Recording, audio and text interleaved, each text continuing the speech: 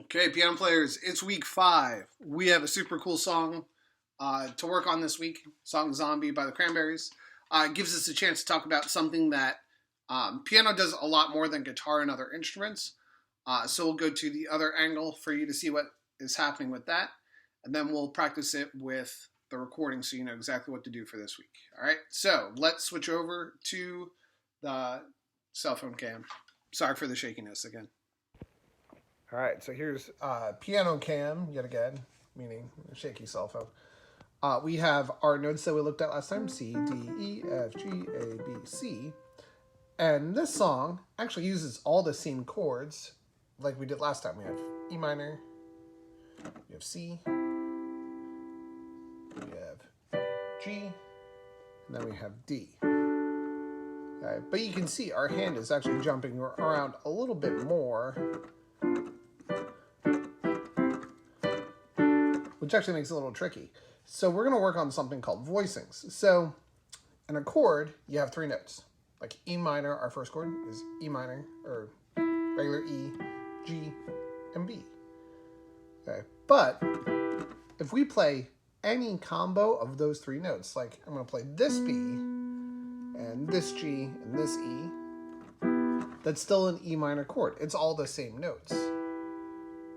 Right, so there are actually a whole bunch of different ways to play the same chord, and you're getting the same notes, but they do have a little bit of a different sound. And that's just one of the cool things about piano.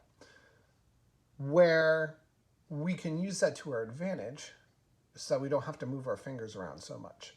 So let's look at the chord E minor again. E, G, B. All right, the next chord in the song is a C chord, which we learned last time is C, E, G. But if we look at the individual notes, E minor, E, G, B, C, C, E, G. 2 of the notes are exactly the same, the E and the G. Okay, so we're going to use our voicings to make it a little bit easier. The only note we have to change from E minor to get to C is this B here, our pinky. And where's the C? It's right next door. So all we got to do for this first chord change, here's E minor. Let's go to C. That's it. And we have a C chord. Okay, so first chord change, E minor to C, move your pinky. Next chord change, we're going to G. The only note that is the same between those 2 chords is the note G. So just leave this finger in the same spot, and then these 2 go down 1 white key. 1 white key to the left. And that's the version of G that we can use to make it easier for you. Okay, so let's jump back to the beginning. We have E minor, E, G, B. So find the E, group of 2, note next door. E minor, go into C. Pinky moves next door. Go into G. Outside fingers, thumb and pinky, move down. All right, and then we actually only have 1 other chord in this progression. The D chord, we're going to use the same voicing you used last time. You'll notice that your thumb is already on the note D, so your middle finger goes down from white key to black key. Pinky goes from white key to white key, and that's D. Okay, so let's take a look at that switch one more time. Here is G. Thumb stays in the same spot. Middle finger, black key next door. Pinky, white key next door. So far, we start with E minor. Thumb, middle, pinky. Skip the white keys in the middle. Go into C, pinky moves up. Go into G, middle finger stays in the same spot. Go into D, top 2 fingers move down, middle finger goes to the black key, pinky goes to the next white key.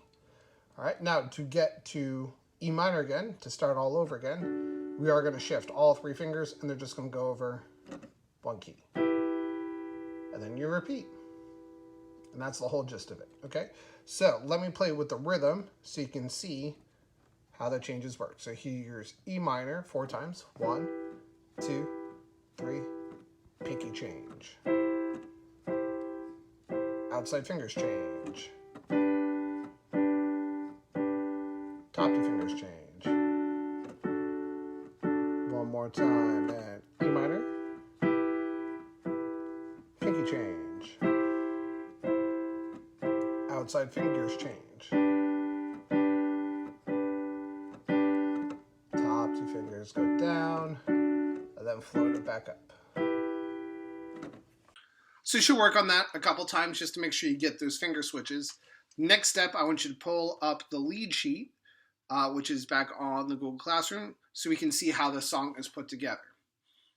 Okay, so taking a look, verse 1 here, another head hangs lowly, child is slowly taken. We have our 4 chords, E minor, C, G, D. That's the pattern you just did, okay? For each one of those chords, you're going to play it 4 times. 1, 2, 3, 4, C, G, D.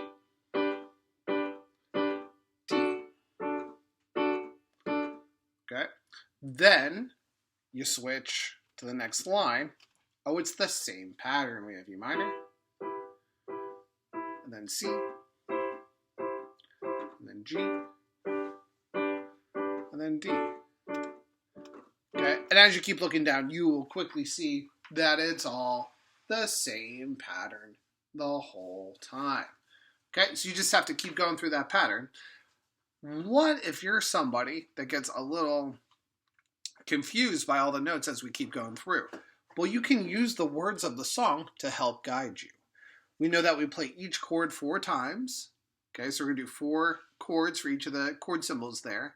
The first chord that you play, like the first E minor in your group of 4 or the first C in your group of 4, will line up with the word right underneath that chord. Another head hangs lowly, child is slowly taken. Okay? So you can use that as a guide to help you as you go through. Okay? Just remember, pattern stays the same the whole way through. And we got 4 strums per chord going the entire time. All right, so now's the point where we tried to put it all together. I'm going to throw on the reference recording. I'm going to play it over here. Remember, if you're using headphones, if you leave your left, I think it's your left earbud in, it has the guitar and the piano playing the chords, so you can practice with that. Okay, or if you want the full sonic experience, you can put them both in, and you'll have the drum in one and your chords in the other. Okay, so here is it playing on my phone, so you're going to hear the whole thing. You get 8 clicks on the cowbell before we start. Here we go. Good luck. 3, 4, 5, 6, 7.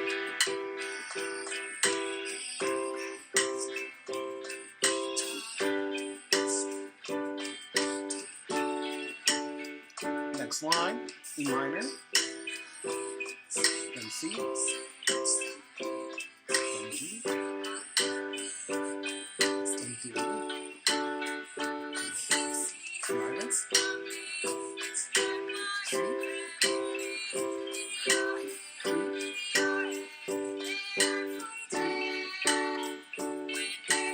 minor,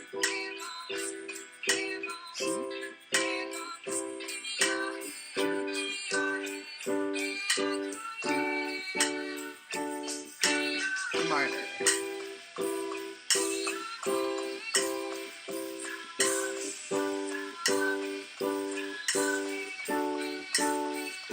One more time.